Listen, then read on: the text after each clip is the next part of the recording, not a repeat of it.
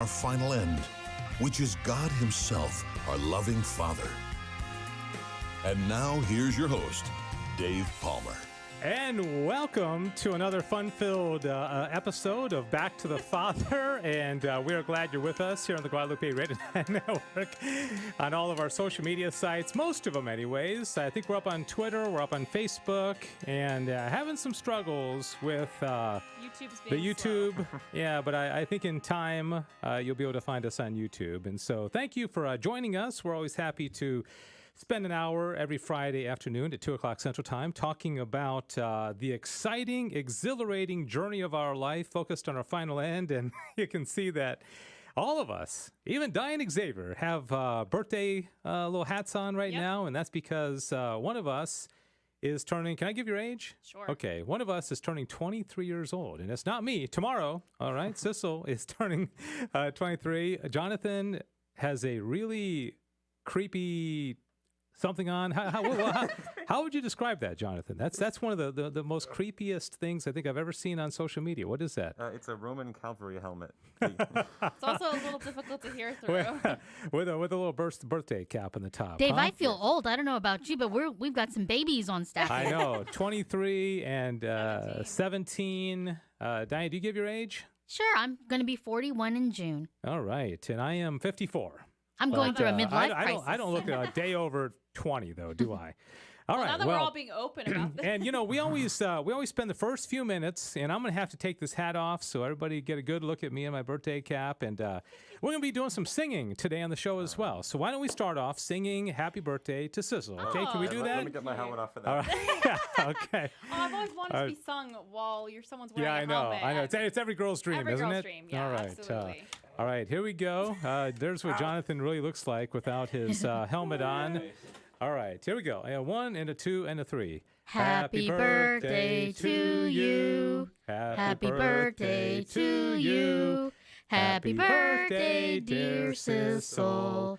Happy birthday to you. Yip-a-dip. And you've been treated to a pretty nice birthday here at the office so far, huh? An amazing birthday, day before birthday eve so far. Yeah. Yes, I walked into the office and the first thing Diane said was happy birthday and handed me a hat. And that's a great way to start off a day. And then I go into my office and it had been filled with, and I mean filled, like the floor is covered in balloons. Yeah. Like 50 of them, I think. Yeah, well, you should know. You're the one who did it. Yeah, and I heard that you're afraid of, you didn't mention that when we did the show on phonophobia. Oh, okay. Phonophobia, fear, anxiety of loud noises. Okay, you said that during the show. I guess did. I just wasn't listening. You were too engrossed with the cockroaches. Cockroach topic. Yeah. No, but actually, phonophobia is probably my biggest fear. It's really silly, but it's just like this anxiety about loud noises. So waiting for a balloon to pop. Yeah. So, but it's fine. You know, God was giving me the chance to be patient, and So naturally, we popped a lot of balloons. Yeah, they have actually popped. Yeah. Some balloons So already. once they pop, you're no longer afraid of the balloon, like it's all shriveled up on the floor. I'm fine with it. And I think balloons are fun. I think they're fun to play with and stuff like that. But they're always in the back of my mind. I'm like, oh, be ready for a balloon to pop. Yeah, that's right. Interesting. So we talked about fears and phobias. Today we have a new topic, and let me just kind of introduce everybody. Of course, Sissel Anderson, North Texas assistant and student / co-host to this program. We also have Jonathan von Weber-Hansberg, who is running our social media platform, still not on YouTube. I wonder what's up with that. Yeah, we're not entirely sure what's going on there. I don't know if YouTube is just mad at us today. Weird. Oh, no, we're on. We are on. Wait, okay, we're very on. good. Just you guys talk amongst yourselves. Wait. Want to tell us a little bit about yourself as I get on YouTube, Jonathan? Yeah, What Jonathan, should what's happening with what you? should people know about you? You're not turning 23. Hold on, wait a second. Yeah, so I'm not turning 23. I'm 17, and I'll be turning 18 at some point this year. Wow, that's vague. He just doesn't want balloons all over his office. No, I want balloons all over my office. Well, you got to tell us then. Do you know how much? When I was in high school, if I had been able to work not only at a radio station but like on the air, that would have been such a dream for me. So that's got to be pretty cool. It's awesome. But I mean, you're pretty mature for your age. But it's good to have you on, and it's nice to have we've got. Think about that. We got somebody in the teens, 20s. We skipped the 30s. We got 40s and 50s covered. So we got just about every decade of age covered. And so we are so glad also that many of you are watching on our social media platforms. I always say this, we want you to participate in the program. That's what makes it exciting. So If you want to call in, we love calls. Every show we get about 2 calls generally. I think that's a great thing. 877-757-9424, 877-757-9424. And Diane Xavier, as I mentioned her before, she runs the board. She's a producer. She's a production manager of our office here in North Texas. And so what we do on this program is we talk about the teachings of St. Thomas Aquinas as found in the Summa Theologia. Most people find it to be, they think it's going to be really deep and really complicated and really, really challenging, but we try to make it simple so that you can walk away and say, you know what, that wasn't so bad. That was pretty easy, I think. And today we are talking about grace. All right, so let's just have a kind of a lead-off question. And if you want to comment on social media, what do you first think of when you think of grace? You know, grace before meals. Maybe you have a friend named Grace. What is grace? And Sissy, you have an interesting perspective because you kind of had the Protestant and the Catholic perspective of grace, right? Yeah. So I'm very interested for this topic today because grace wasn't talked about. It was talked about very vaguely in Protestant circles, let's put it that way. Mm-hmm. Whereas I feel like with Catholics, we have a little bit more of a concrete belief on what grace is. Because grace is kind of, people throw out that term like, oh, God will give you the grace or the grace. And you're just like, what does that mean? Yeah. Someone explain to me what that means. So I'm very excited to be a little bit more enlightened. Yeah, and it's like probably the most important thing that we really need to know about our faith. You know, Matt Maher sings that famous song, Your Grace. I've got the words to it here. Do you know the words? Yeah, I do. Well, I mean, okay. Do you want to sing some of it? Sure. Okay, there you go. There are the words. Okay, so as Sissel gets ready to do this, basically Matt Maher, this is a hit song, probably his best-known song, Your Grace is Enough. So we're going to be asking during the program today, is God's grace enough? Is that all we need if we have God's grace? Are we like on Easy Street? Are we automatically in heaven just because we have God's grace? What do you think? Those of you watching on the social media platforms, is God's grace enough? Is Matt Maher right? Or do we need to, string him up as a heretic? I guess I should ask. Here, I ask our resident heretic. What do you think? Do you think God's grace is enough? Well, I think His grace is enough, but the struggle is just how you get the grace. Okay. It's just getting to that. Any like our part or cooperating with grace or anything like that? Or what do you think? Well, I guess, cooperating with it is difficult, but it's, it's just being able to say yes and accept it, and then also ask for it repeatedly. All right. Very good. So, all right, Sissel, you ready? Oh, I'm ready to sing? Yeah. As soon as I looked at this, I was like, okay, you don't have to sing the whole thing, okay, but like good. maybe one part of it, yeah. One part of it, just the chorus? And then Jonathan's going to sing Amazing Grace. Oh. I got the words to that, too. Don't worry. I know, like, this is because you all had to sing Happy Birthday to me, so you're like, you're going to make Sissel sing. So do you want me to sing, like, the first verse? Or well, just, like, whatever chorus? part of it you feel moved to sing, yes. Remember your people, remember your children, remember your promise, oh God. Your grace is enough. Yeah. Okay, very good. I like that. Yeah. All right. You want to sing Amazing Grace? I guess so. A lot of people think Amazing Grace sounds too Protestant. Do you know why? The song Amazing Grace. Let me have the lyrics back. Yeah, you want to look at the lyrics? Because Amazing Grace was written by a gentleman by the name of John Newton, and it starts off, Amazing Grace, how sweet the sound that saved a wretch like me. I once was lost, but now I'm found, was blind, but now I see. Right? So it kind of has hints of once saved, always saved. God's grace kind of saved us, and now we're on Easy Street. And also the whole idea of wretchedness, I think, is more common in Protestantism, where we really don't consider ourselves wretched like Martin Luther did, where just a pile of dung covered by the snow of total Christ. Depravity. Total depravity, which would be a Calvinistic kind of thing. That's one of the tulip parts of Calvinism. Amazing grace, how sweet the sound that saved a wretch like me. I once was lost, but now I'm found, was blind, but now I see. Okay, so amazing grace. All right, so what is grace? Do you know like the classic definition? I'm sure there's like a catechism answer. Baltimore kind of Catechism. And I don't actually know. You don't know? Okay, So- that's I all don't. right. Educate I us. think actually, well, Yes, Jonathan. I think it's a, like, I don't know the exact phrase, but it's something along the lines of, it's a free gift from God that draws us closer to Him, basically. All right. Draws us closer to Him. The one that and I don't think there's, a right or wrong answer, but it's definitely a free gift. But what I've always heard for grace is a participation in the life of God, okay? Or a participation in God's nature. So God obviously has a different nature than us, and we have a different nature than the angels or the goldfish or the guinea pig. And so God is allowing us to participate in his nature by giving us a portion of himself, right? Does that make sense?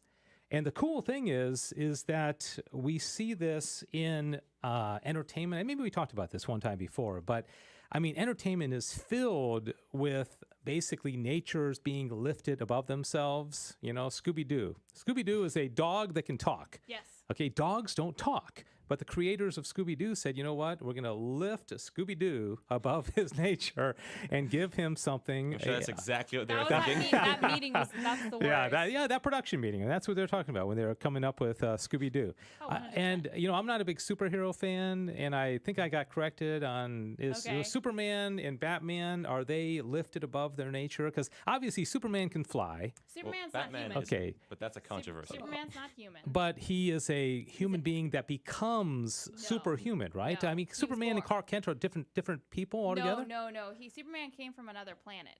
Kryptonite. Krypton. Oh, Krypton, He okay. came from another planet, so he just happens to be his planet. He didn't have those powers, but when he came to Earth, because the Earth's atmosphere was different, it affected him, and he became able to like do all these superhero things. So I don't know if you can call that lifting above your nature, because technically he always had those abilities. It's just whatever planet he was on. Yeah. So, Okay. and I don't know. Batman doesn't have powers though. All so- right, so he's not really a superhero. Let's think of some other examples in I the got it. entertainment industry, and I want y'all. You know, we know you guys are out there. Toya makes fun of me when I say that during share-thons. I know you're out there.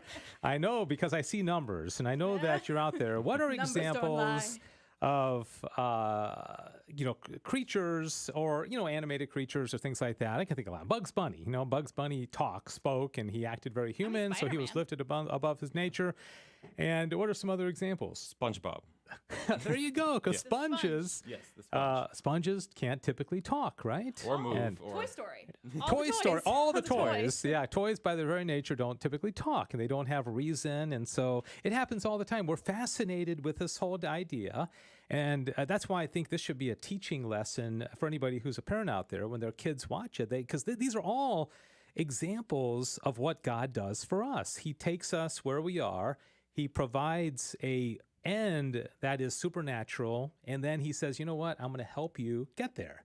I'm going to provide the grace to help you get there. And it's like, imagine a little kid with a pet goldfish, and how cool if the kid could give that goldfish characteristics above its nature, like allow it to talk, or allow it to reason, or allow it to, I don't know, play patty cake or something, I don't know.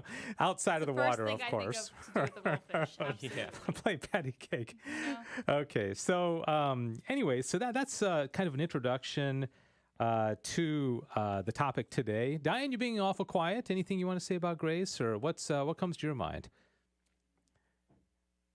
Yeah. Oh, no, you're not on. You're not on. I'm Okay. sorry. I just think the gift that God gives us is one of his gifts is grace. Mm-hmm. You Yeah. know, to experience in our daily lives. And it's unmerited. You Yes. can't earn it. It's a pure gift, kind of like the gifts of the Holy Spirit or the theological virtues, anything that's supernatural that God gives us. Yes. By its very nature, we can't earn on our own. Okay, so that's the topic. And like I said, let's hear from you. A few people have already started to comment, and this is a very, very important topic. So I'm excited about this. A few comments, though. We want you, if you haven't already, to join our mailing list. And all you got to do is email me directly, Or Dave I can Palmer. actually put a link right now, Dave. Oh, that they did you? can use. Okay, I'm gonna okay, do that thank just you. Right now, so that you can just go. I'm gonna post a link in the comments on all of our social media, and you just go to it, and you can type your information in, and it'll automatically enter you into our Back to the Father email list, and you'll get our welcome video and all that. So. And you also, you get the welcome video, which is kind of funny. Yeah, we put some work into it a This is a couple of good weeks video. ago. And we'll also email you the day of the show and let you know what the topic is. And if you want to, I can also send you another email, like on Tuesday or Wednesday, telling you what the topic is going to be. Because a few of you have asked that you wanted to do some research or read the articles ahead of time. Okay, so I can do that. So if you want the articles ahead of time, just email me directly, Dave Palmer at grnonline.com, Dave Palmer at grnonline.com. online.com, and you can follow the link that Sissel has just put on there. And a few people wishing you a happy birthday. That's Yes, nice. there are. It's yeah, very they have nice, no, they so have no, thank you. they're not concerned about grace. They're concerned about wishing Sissel a happy birthday. As But that's they nice. should. No, I'm joking. Well, our friend Buddy, though, on Facebook has commented saying, "Grace is God's work in our soul." Yeah, very much so. So you guys ready to get to it? I'm going to show you again in this first article how simple it is. And again, you can follow along on the social media sites and see the actual writing of how St. Thomas explains all this. He asks in a particular article in the Summa whether God alone is the cause of grace. Okay, is God alone the cause of grace? Or can grace come from us? Can grace come from angels? You know, the seraphim? You guys actually look a little kind of perplexed a little bit, like you're really kind of trying to figure this one out. And don't forget, if you want to call in and join us during the show, 877-757-9424.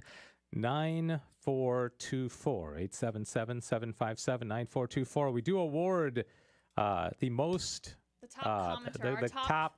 Last week was... top student, I think is what it really should be called. Last week was Patty, right? Yes, it was yeah, Patty and then last before week. that was Buddy. So let the competition begin. Are you guys prepared to quiz me at the end? We are. Yes. Okay, all right, We very are. good. Okay, so is God alone the cause of grace? What do you think? Yes. Yeah? I You would agree? say yes. as All well. right. You guys are so right. So here's what Thomas says. This is kind of a short paragraph. Nothing can act beyond its species, since the cause must always be more powerful than its effect. Okay, so imagine anything that we do. Well, we have to be more powerful than that which we do, because otherwise, like if you do something and it's more powerful than you, that'd be kind of weird, right? Okay, so anything that you do is in effect has to be less powerful than the cause. All right, the gift of grace surpasses every capability of created nature, since it is nothing short of a partaking of the divine nature which exceeds every other creature. And thus it is impossible that any creature should cause grace, for it is as necessary that God alone should deify, bestowing a partaking of the divine nature by a participated likeness, as it is impossible that anything save fire should enkindle. I was thinking about, the school where my girls go to have a lot of Mormon students.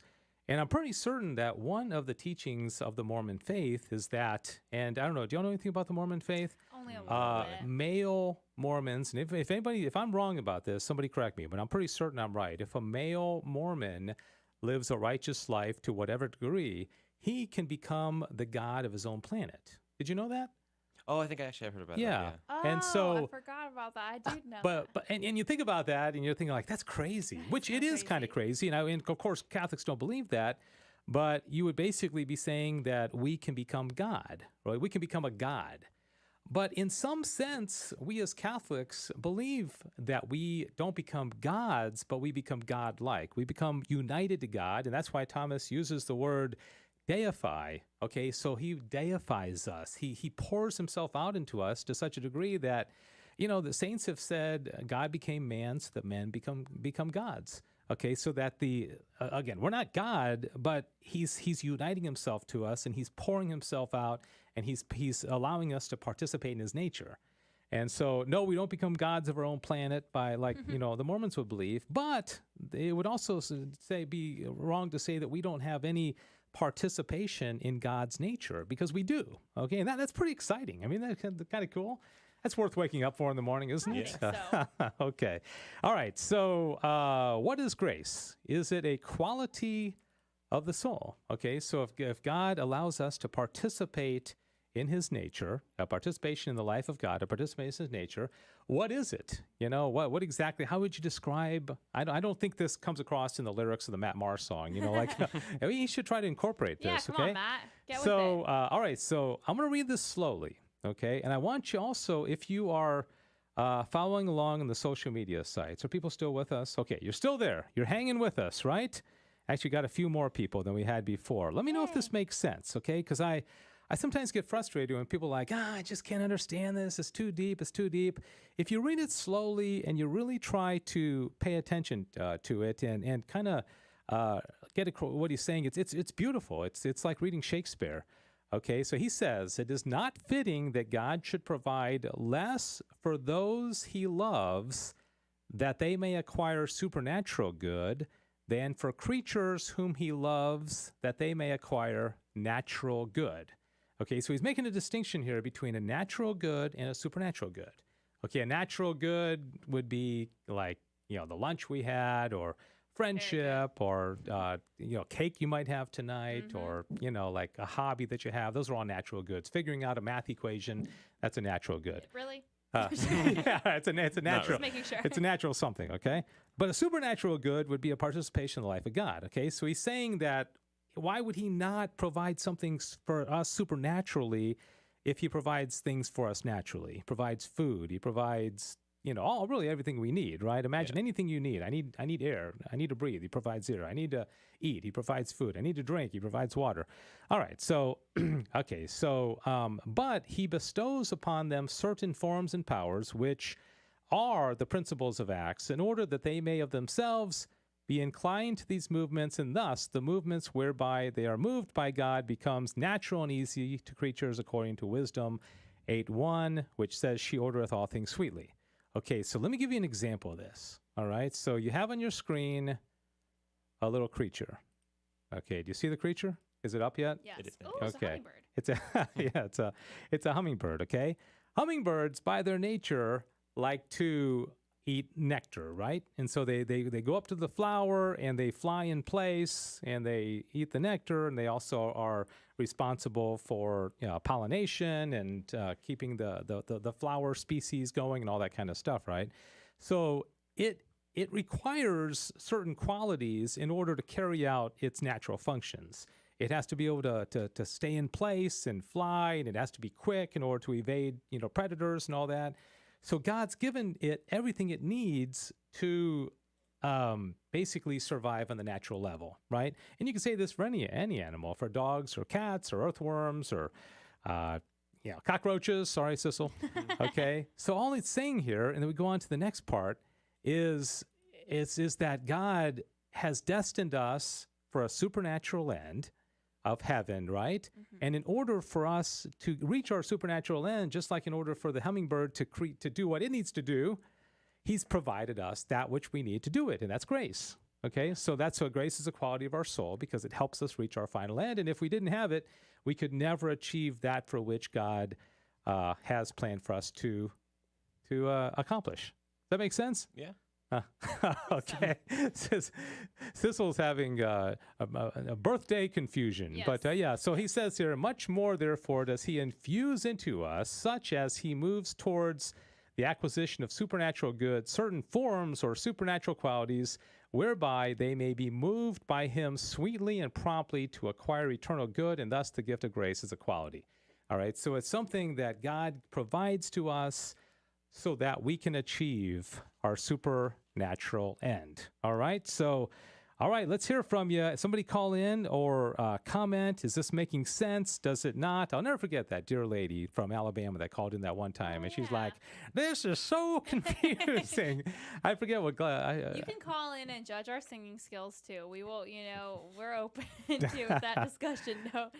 Michelle on Facebook said that I think she's referring to grace is God's very own life within us. Mm-hmm. Yeah, that's a great definition as well. 877-757-9424, 877-757-9424. It's like, if this is the most important thing that we have to have in order to get to heaven, it seems like we should really try to understand it as best as possible. Okay, let's move on.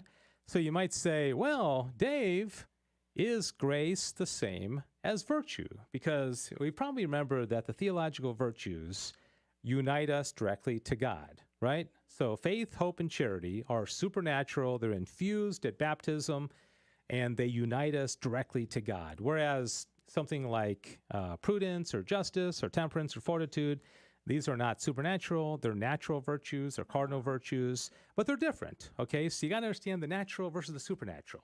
All right, so is grace the same thing as virtue? What do you think? What would you say?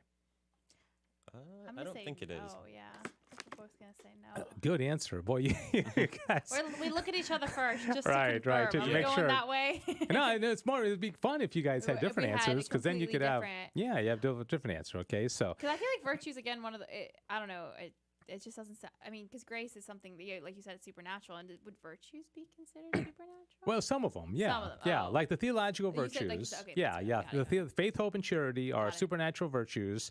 You can't earn them. They're infused at baptism, and no, 3-week-old baby is earning the theological virtues when it's baptized. So they're just given to us, and the object of the theological virtues is God Himself, and so they unite us to our final end. Okay, so how are they different? This part here may be a little bit confusing, but let's see if we can try to make sense of it.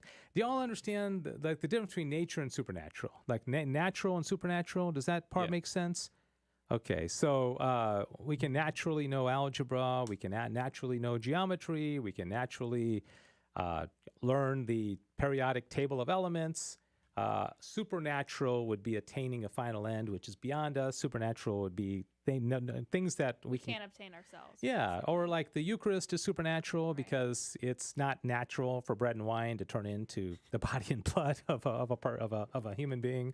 Okay, so all right. So with that in mind, let's go on and let me see. Any comments? Anybody thoroughly confused, or anybody taking a stab at it here? Let me see. No. Okay. Oh, we do have a question. Okay. Good. On Facebook, from Paula saying, "So if grace is the very life of God within us, how is it connected to the outpouring of the Holy Spirit given at baptism and confirmation?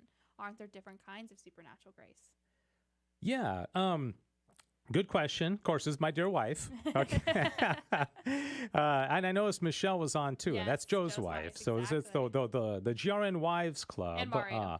And Mario, yeah. And his wife may be listening and watching as well. But okay, so she's basically asking, what is this distinction between the gifts that are poured out at confirmation? Why do I hear myself back? Okay, there we go. All right, so that was fun. Yeah, so the gifts of the Holy Spirit are supernatural. Right. Okay, the theological virtues are supernatural. Grace is supernatural. So these are all things that we can't earn, that God provides to us so that we can achieve our final end, which is heaven. Okay, because if He didn't do that, then we wouldn't get there. So we need help.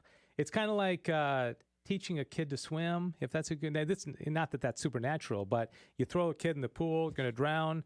But if you throw a kid in the pool and then you help him and you teach him and then eventually he does it, but only because you helped him. All right? Is that a good example? Mm-hmm. I think so. All right. Okay, very good. You guys are just waiting until you can quiz me. Basically. I know you kind of put up with 55 minutes of this so that you can get to the point. Okay, so anyways, good question, Paula, and I hope that helps. But yeah, of course, there is a connection between the gifts of the Holy Spirit and grace because it is supernatural, and they all have to do with a participation in the life of God. All right, so is grace the same as virtue? It is clear that the virtue of a thing has reference to some pre-existing nature from the fact that everything is disposed with reference to what befits its nature. Okay, it is manifest that the virtues acquired by human acts are dispositions whereby a man is fittingly disposed with reference to the nature whereby he is a man, whereas infused virtues dispose man in a higher manner and towards a higher end, and consequently in relation to some higher nature.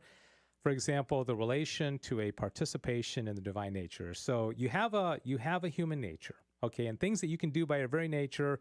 You can do good, you can learn things, you can eat, you can drink, right? So you have these virtues that help you perfect that. Temperance helps you to not eat too much, or not drink too much, or not, be inordinate, sexually, or any of that kind of stuff. Justice helps you or organize in relation to others, right? But then you also have a supernatural end, and the theological virtues are infused, and they're helping us. So you have these two levels, okay, the natural and the supernatural, okay? And he says, and thus, even as the natural light of reason is something besides the acquired virtues, which are ordained to this natural light, so also the light of grace, which is a participation of the divine nature, is something besides the infused virtues, which are derived from and are ordained to this light. For as the acquired virtues enable a man to walk in accordance with the natural light of reason, so do the infused virtues enable a man to walk as befits the light of grace. So our natural abilities are to the cardinal virtues as the theological virtues are to grace. Okay, so if we're going to participate in the life of God, the theological virtues help us do that. They help us get to being able to participate in God's life. Okay, so that's kind of confusing. I understand that, okay? This one's easier, all right? So this one says, what is the difference between sanctifying grace and gratuitous grace? All right, and you're going to see on the screen here the most beautiful picture of a baby being baptized. Just look at that picture. And is that not the most precious? Can you see that? So cute. Isn't that amazing? Okay. So the baby is receiving sanctifying grace. The picture on the right is a man on a hospital bed, and his wife or somebody is praying for him. And let's just say that woman has the gift of healing. Okay, because that is one of the gratuitous graces, right? Is to be able to heal. All right, so what's the difference? If the baby's receiving sanctifying grace and the man gets healed, and that has to do with what's called gratuitous grace, how are those different? Oh. Here. So the baby Any guess? is receiving a supernatural grace because he can't attain it on its own, but the wife is able to, on her own, pray for the healing of her husband. Okay, so she can kind of do it like on her own action, right? Is that what you're saying? Yeah. Yeah. Okay, I like that. Okay, so it's good. It's close. Anything else? Any guess? Sanctifying grace, gratuitous grace. Okay, here's what Thomas says. As the apostle says, and that's St. Paul, those things that are of God are well ordered. Now, the order of things consists in this, that things are led to God by other things, as Dionysius says. And hence, since grace is ordained to lead men to God, this takes place in a certain order so that some are led to God by others. And thus, there is a twofold grace. One whereby a man himself is united to God, and this is called sanctifying grace. All right, so when we receive baptism, the sanctifying grace is uniting us to God. When we are confirmed, we are being united to God, right? When we receive the Holy Eucharist, we're being united to God. Okay, that's just us receiving sanctifying grace ourselves. And then it says with another the other is that whereby one man cooperates with another in leading him to God. And this gift is called gratuitous grace, since it is bestowed on a man beyond the capability of nature and beyond the merit of the person. All right, so the gratuitous graces are things like healing or tongues or interpretation of tongues or teaching is a gratuitous grace. If somebody has a supernatural gift of teaching, right, which I think somebody like St. Thomas Aquinas did. All right, so if I heal you, Jonathan, I am exercising a gratuitous grace, okay, because I didn't receive the benefit of it.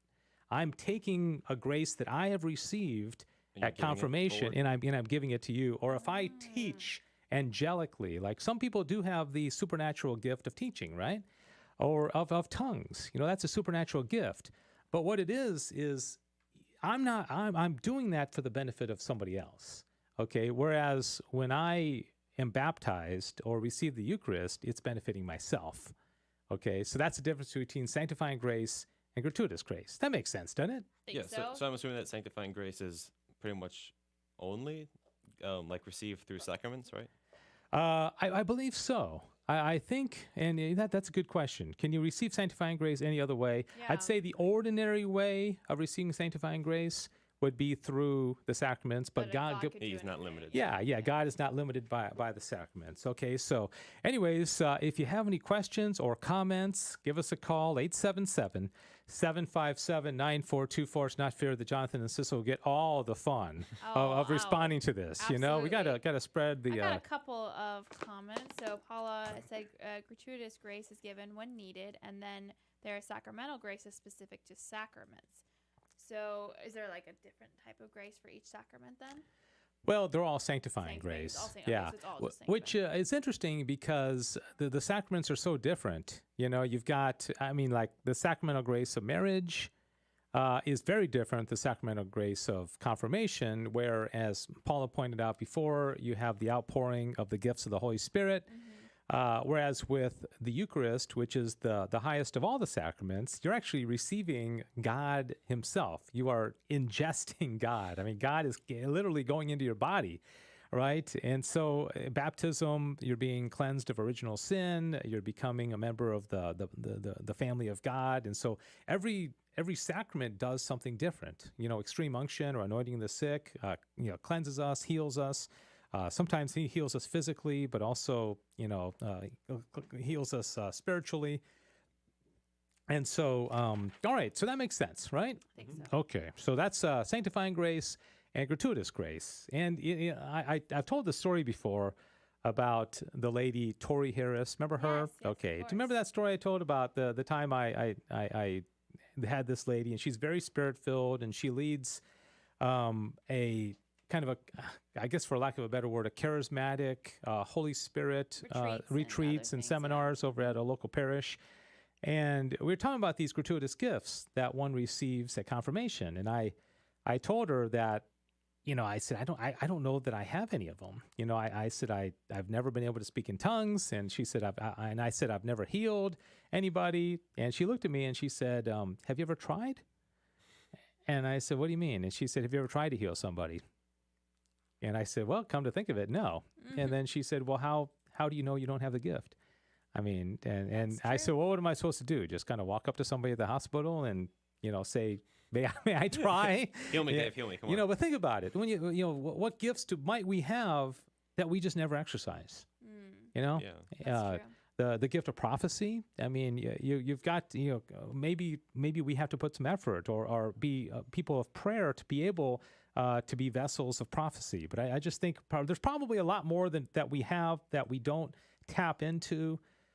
So I don't know. Maybe there's a lesson there. Any other comments?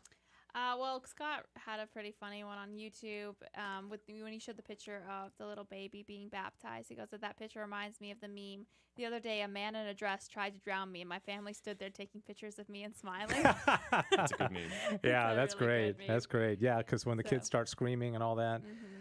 Yeah, I'm going to put that picture up there one more time because it's such a beautiful baby. It is a I think the beautiful innocence and the beauty in that baby matches. Well, it doesn't quite match because nothing can match what's happening. Have you ever thought about that? They said that if we really knew what was happening when somebody receives sanctifying grace, we would be tempted to bow down in idolatrous worship.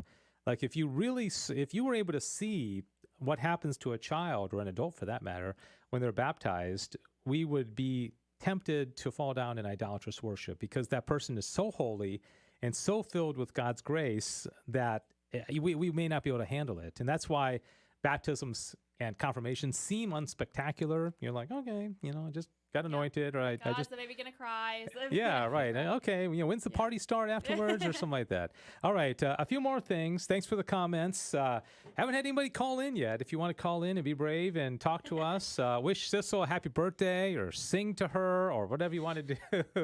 Now I've opened up the floodgates. 877-757-9424. 877-757-9424. 9424. Okay, I do see a couple of comments here, if I may cheat and read these out. Matt, you see Max here? Max said, Pope Pius XII said that it is a mortal sin for Catholics to watch Gone with the Wind because it condoned divorce. Is it still a mortal sin? Pius XII said that. Well, first of all, I'm not aware of him saying that. I find it hard to believe that he would have isolated a particular I don't know, man. Let's just say that's true. I doubt that that's a mortal sin because just because you watch a movie that has divorce, I mean, and I can't imagine that today that would still be the case. But I appreciate the comment, Max. He also said baptism moves you from being a creature of God to a child of God. Yeah. Well, we're still creatures of God. I mean, because children are creatures, right? So I don't know that distinction. We never stop being a creature, even in heaven, because everything that exists other than God is a creature because it all was created. Max also says, can a dog sin? Why or why not? Good question. a dog cannot sin because a dog does not have free will, and a dog is not subject to being rational. And only a rational creature can sin. That's why only the angels and human beings can sin. Boy, Max is in competition for being our Number one yeah. He kind of came out of yes. nowhere, didn't he?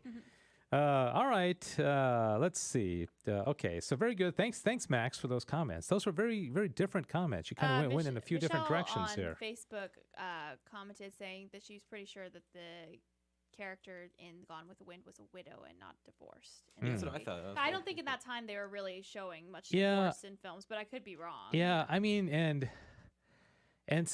divorce, and again, I don't want to get too much off in it. Of course, there's not really divorce in the Catholic Church. There's annulments, which means that the marriage never existed in the first place. There's civil divorce, and then there's. But anyway, that I would have to look that up because I'm Yeah, not familiar definitely. with Pius XII, so I can't comment either way on that. All right, so does everybody have a good knowledge of what the difference between sanctifying grace is and gratuitous grace? Okay, that was relatively easy to understand, right? Yeah. Okay, all right, very good. All right, so which is nobler, gratuitous Oh. grace? I didn't know we were going to be in competition over here. Yeah, that's right. Oh, my. I always put this picture up when we talk about kind of the competition, right? So what's nobler and why? Okay. Okay, Jonathan, so you I'm guys talk amongst yourselves for a Yeah. second, and if anybody wants to call in, 877-757-9424. We may get shut out from callers today, but you know what? That's okay because you're participating, you're making comments, and we do appreciate that very much. So what do you guys say? Do you want to come to a consensus?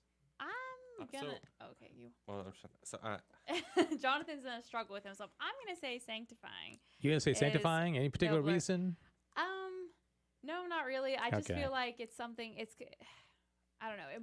It comes to us from God in the sacraments. I feel like that's we're going to receive it. I don't know. This seems a little bit more noble. Go with it, Sissel. Oh, go am I- with it. am I Yeah, going yeah. the right way? See, Okay. see, I 'Cause probably we're making the decision to go and get the sacrament. Yeah, if okay, stop there. Don't detract that. But Detract that. no, I'm kidding. I see. If I was just asked this question, I probably would get it wrong because I'd say, well, it'd be better to receive something and then give it away. Because you receive the gratuitous grace of healing and then you give it to somebody else, and so you're blessing somebody else with what you have, and that seems better than just receiving something from God, like sanctifying grace. But that wouldn't be right. Okay, but Sissel, I think, is kind of. Do you want to chime in, Jonathan? Or yeah, I was pretty much going to say that. I thought that it would be gratuitous grace because it would give God more glory if He gives us something and then we expend it, kind of. That's what I was thinking. Right. So it's like if I gave my daughter $10 and she said, "Oh well, thanks," and goes and buys candy bars. That's good, but if she came back and said, "Dad, I took that $10 and I gave it to the homeless man," I would say, "Oh, that's even better, right?" But that's not exactly the way Thomas thinks, okay? He says, the higher the good to which a virtue is ordained, the more excellent is the virtue.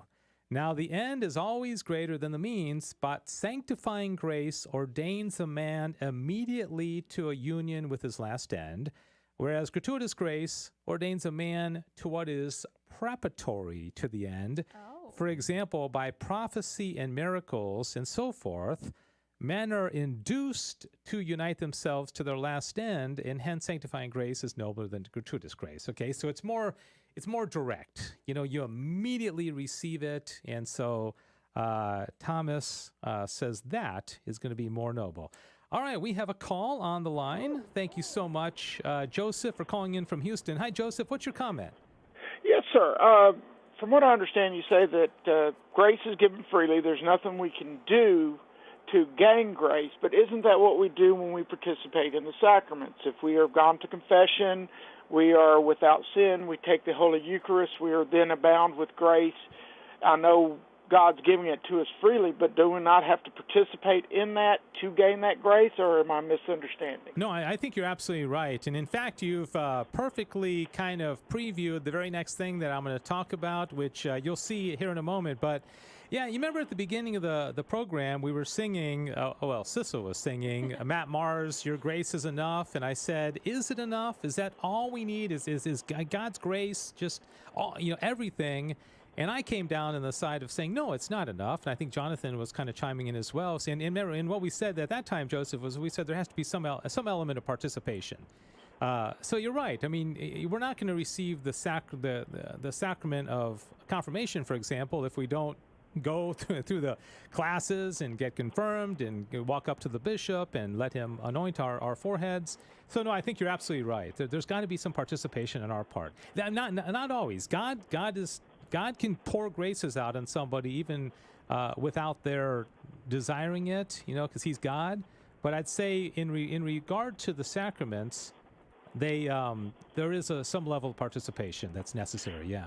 Well, also, bring up another point, like you said, we always have grace. I think St. Thomas said something about our souls are always reaching out to God, and basically, even if we commit a mortal sin and cut off, we still have grace enough in us to understand we committed that sin, and we are also still trying to get to God. Is that true too? Yeah, I'm kind of scratching the surface on the treatment of grace in the Summa. There's probably 50 articles, and we're covering about 3 or 4 of them.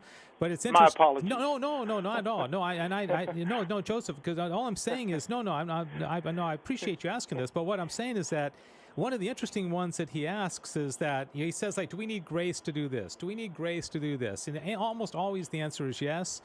And one of the interesting articles that he asks is, he says, do we need grace to prepare ourselves for grace?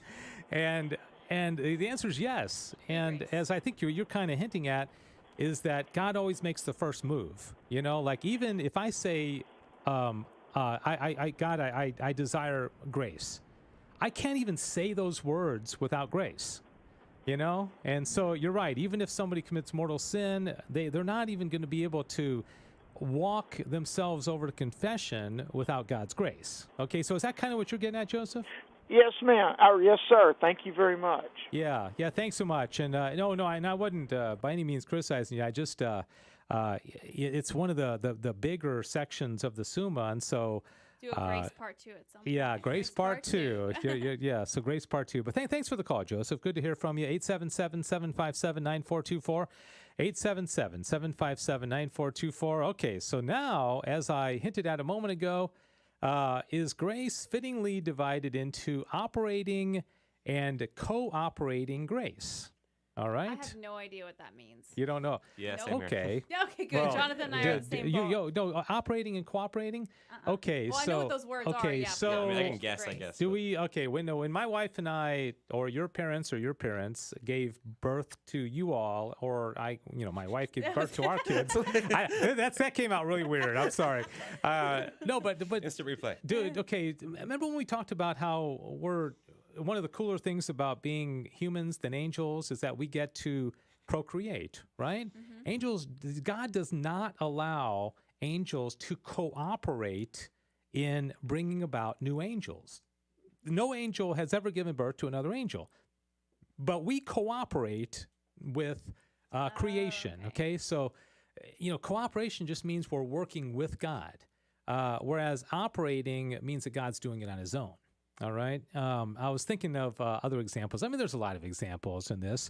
God could just nourish our bodies on His own, but He allows us to cooperate by actually going and feeding ourselves. Or there's a lot of things that we do, and so there's a particular element of cooperating grace. I've got a picture here on the screen of a guy making a chair. Imagine if we were born into a world where everything was already made, all the houses, all the buildings, all the, everything. And it's just kind of like, wow, this is kind of cool. But there'd be no cooperation. We wouldn't be able to create anything. We wouldn't be able to make paintings or sculptures or write books. It's all done. Okay. So there's a lot of ways that we cooperate. All right. Does that, okay? Cool. Yeah, Okay. no. All right. So this one's pretty simple. And, it says, hence in that effect in which our mind is moved and does not move, but in which God is the sole mover, the operation is attributed to God, and it is with reference to this that we speak of operating grace.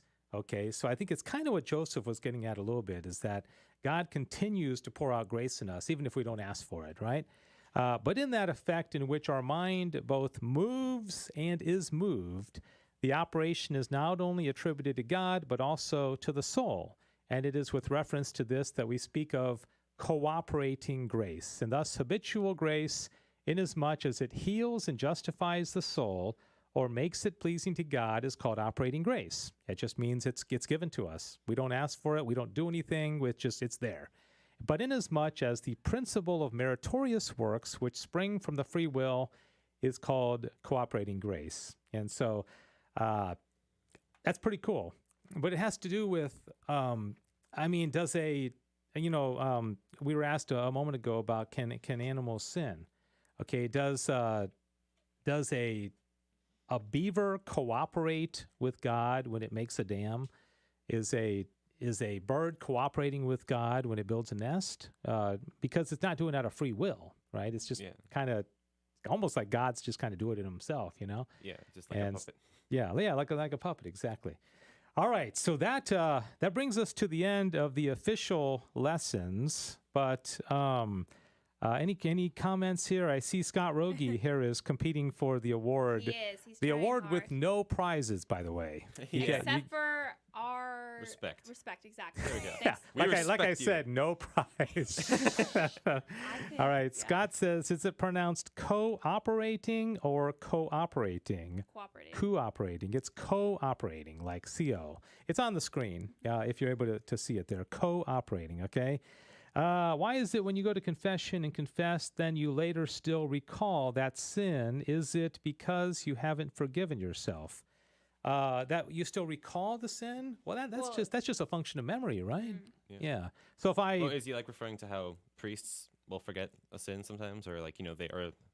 Yeah, though they say sometimes And they don't sometimes remember it. the Yeah. effect of the sin that you've committed will still be there. You know what I mean? So you know, if you broke a vase and lied about it, and then went to confession and confessed a lie, well, the vase is still broken. Mm-hmm. That didn't change, so that's different. Do you think that's what they're getting at? I have no idea. I'm adding my 2 cents. You still recall? Yeah, right. The effect, like if if you stole $100 from somebody and then you go confess it, a good priest would say, "Oh, by the way, you got to give that $100 back," right? Because there's still that temporal effect of the sin that you committed, right? I'd say probably the effect too is for humility, just to remember the evil you've done and how you're capable of evil in that way.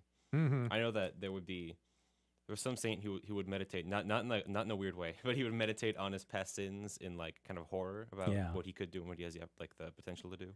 Yeah, that sort of thing. I know.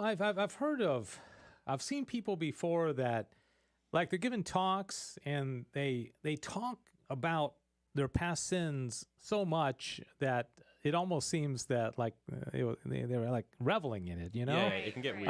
Right. But I think also in the proper way, we remember our past sins because it reminds us of God's mercy, Right. you know? And No, so if absolutely. I remember something I did horrible, you know, and then I went to confession and I think, wow, praise God that I am no longer being held liable for that, boneheaded thing that I did. Okay. But we were talking a little bit about like when you sin and there's still grace and stuff like that.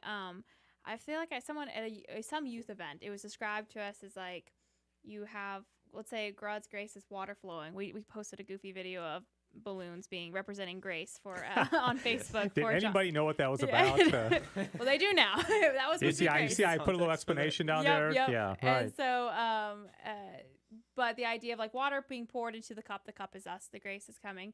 But when we commit like a mortal sin, we're kind of almost cutting ourselves off from that. But God's grace never stopped pouring. So you like flip the cup over. It's still pouring. It's just not coming into us because we've like kind of blocked it because we turned away from God, but it's still there. Yeah, and I think Thomas in the Summa will often use the example of like light coming down, and we can block it, and we can stop the light from coming, but the light's still there. It's still there, but we're putting a barrier between it, so that would be like a mortal sin, right? Okay, so we are at 5 till the top of the hour, and that means only one thing. All this right. is the opportunity. Last week, you guys were a little surprised. Yeah, so you're going to just keep making them harder and harder and harder, all right? All right, ladies and if anybody gentlemen. has any comments and you want to, try to stump stump the hosts. Okay, I'm not the only one that's done. You're gonna stump us pretty easily, but yes, Okay. you're Yeah. welcome. And I to. don't have a question in my mind, but I'll see the level of difficulty of yours, and then dear. I'll determine. Maybe we should be careful how difficult we try to make these, Jonathan. Okay. if Did we're you gonna have get help back. from Adrian? I actually did, but Okay. Jonathan did not. not. But I helped him choose the best question, I think. All right. And ladies Okay. and gentlemen, it is now time for the portion of the Sound show effects. Wow, where we I give like that. Dave Suma to talk about. I am one of your contestants, Cecil Anderson, along with Jonathan Von Weber-Hansberg. Hello, hello. And together we're competing to try to outwit Dave when it comes to facts about St. Thomas Aquinas. Who would like to go first this week? I mean, I feel like neither of us won. In Yeah. future, if one of us wins, that person gets to go first. Yeah. But you can go first. All right, thank you. All right. All right, Dave, your first question is why. Wow, you guys are pulling out all the stops today, aren't you? Yep, that was planned. This is That really was nice. planned. Yeah, yeah. All right, so why did Aquinas have all of his works dictated? Why did he have all of his works dictated? Yeah, like he would speak and someone Why else did would he write them dictate down. all his works? I think is how you're Because yeah. because he was writing multiple books at the same time. No. Oh wait, hold on. Well, why did he have dictated? Because Why didn't he write them himself? Let's just say that. let's see. So he would have written probably in Latin, and he knew Latin. You're not going to say he doesn't know how to write. I mean, I know No, that. you know how to write. He knew how to write, but why wouldn't he do it himself? Because I don't know. Why? Aha! He had terrible handwriting, Oh, is that and right? no one could read it. I Yeah. relate to that. St. Yeah, Thomas. Yeah, I know, me too. Okay, very, very interesting. I didn't know Yes. that. Yes. I'd never Although, heard wait, that. I'm not supposed to be You don't have a rooting for- sound effect for when I I when know. I I'm missed sorry. it? I didn't get that far. We'll each week we'll upgrade a We little weren't bit. expecting Ding, that. ding, Okay, ding. yeah, No, see- boo, boo. I'm just glad Sorry, you wrong guys sound have a feeling of what it's like when you stump me. I mean, Yeah, exactly. it took you a couple months, but All right, Hey. Dave. You know what? We're not gonna play if you're not. Gonna no, I've never heard that one. So All that right. was a good one, Jonathan. This is Congratulations. the question I got from Adrian. He actually sent it to me last week, but I had my own question, although that kind of failed me last week. So from now on, I'm going to phone a friend. Ooh, and the shots question, fired. I know. The question was, who was the one person that St. Thomas revealed his visions to? Who is the one person that St. Thomas revealed his visions to?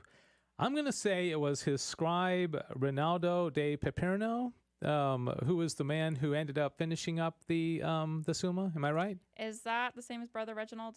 Yes. Yeah, Reginald de Piperno. Wah, wah.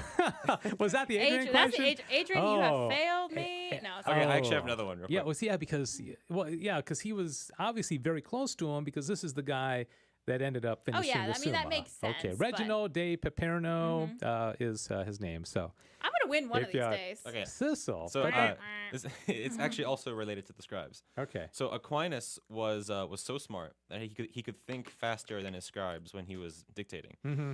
So he was often having multiple scribes dictate several different works. So how many at a time? Like so he had multiple times. So what was the highest number of scribes he had at one time dictating to? Yeah, and we actually know the answer to this? Yes. Okay. Last week you asked me about the statue of St. Thomas Aquinas at the parish, and I knew it, but I didn't follow my gut. So I'm going to follow my gut this time, and I'm going to say 5. No, it was 3. Oh, 3. Yes. Okay. All right. All right, Jonathan, save He- some of them for some of us.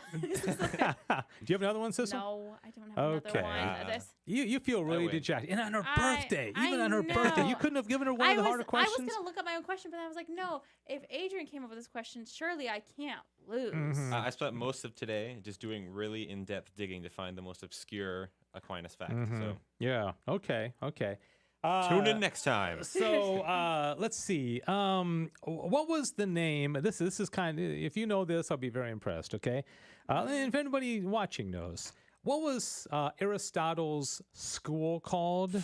Okay, so Aristotle started a school, and it had a great influence on ancient Greece. Okay, and there's anybody Not the School of that's Rock, My right? dad could probably help me. yeah, but your Not the School of dad would know. Okay, let's see if anybody. Yeah, let's give it a second because we have a bit of delay. Let's see if anybody knows this. What was his school called? Can I give only wrong answers? Only for in the time next- for everybody Oh, to yeah, go on we can and do that. just Exactly. do a search Come on on, Google, everyone, right? Google. Did you go Okay. to ye old philosopher school of School of Rock. The Aristotle's Academy. Atlantis University? It was called the Lyceum. Oh. Okay. I do actually. Did you know that? Well, it's one of those things where I've heard the Lyceum and I just never put those two together. Yeah, I think about that. I wouldn't know that. Aristotle was Plato's student. Right. Can you imagine being in that class? You know, it's like, who's this guy over here getting all the answers right to this Aristotle guy? Okay, one other question.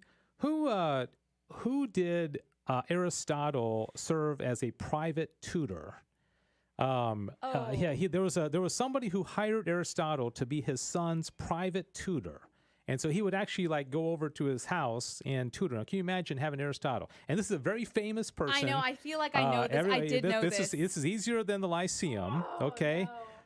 Scott Rogie said, I would say my printing is okay, but my cursive is like a 10-year-old. Everybody's talking about their writing. Yeah. Okay. Remember, No one writes anymore. It's all typing. Yeah, that's true. I like writing. I just mine is when I'm writing fast, it's not good. Okay, wait. Okay. Anybody want to take a guess? I'm so scared to make a let's guess see. because I get timelines. I know, like confused. Homer. I don't know. get things so mixed up, like timeline wise, like where everyone no, is, I like don't who was know. alive at the same time, and I'm scared to like. Did you say famous yeah. Obviously, Greek you and Roman know, names? Aristotle lived in like the 300 plus BC, so we're talking about ancient Greece. It's obviously going to be a Greek guy because he wasn't, you know, traveling to another part of the world. I really want to look something up and just double check something. What, like Pythagoras? It was the son of Philip. Is that his name? Yeah. Okay. When I say it, you're going to say, "Oh, of course." Okay. The guy, the Greek guy who like traveled the world, conquering the entire world. Alexander. There you go. I was so hesitant to say it because that was the first thing I thought of because I remember I watched a movie and I remember seeing a scene with Alexander and Aristotle. You redeemed yourself in your birthday, Sissel. Yes, Very good. very good. Alexander the Great. Okay, I just always am hesitant because I'm like, oh, have I mixed up complete timelines? Were they even alive at the same time? All right. The crowd goes wild. See, we need the sound effect. Okay, we'll have sound Were you effects doing those next sound week. effects or was Diane? That was me. Oh, so I you was were doing making them all. I mean, from your computer there. No, Diane did the sound effects. For the game show. Yeah, and that all was her. So, okay. She was waiting for my cue. All right, that's going to do it for the show today. Thanks everybody. And thank you. Happy birthday, Sissel. Thank you, Jonathan von Weber Hansberg. And thank you for your helmet. And thanks, Diane. God bless you. Have a great weekend and a nice Memorial Day as well. We'll see you next week.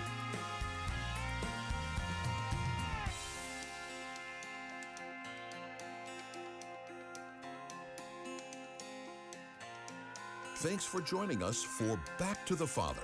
And don't forget, the glory of God is the human person fully alive. If you have comments about the show, email Dave Palmer at grnonline.com.